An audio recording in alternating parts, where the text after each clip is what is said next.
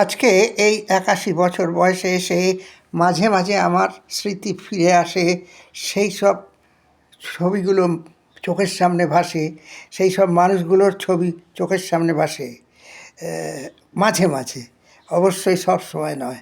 এরমই একজনের নাম মনে পড়ে গেল আমার যখন লিখছিলাম ঋত্বিক ঘটকের অযান্ত্রিক ছায়াছবি সম্পর্কে। ঋত্বিক ঘটকের এই ছায়াছবির যে ক্যামেরাম্যান ছিলেন, সেই মানুষটার নাম ছিল আমার কাছে অন্তত খোকাদা।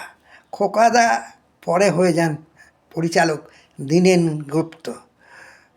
মাসেগেলা ছায়াছবির ক্যামেরাম্যান দেহজি ভাইয়ের প্রধান সহকারী ক্যামেরাম্যান ছিলেন এই খোকাদা।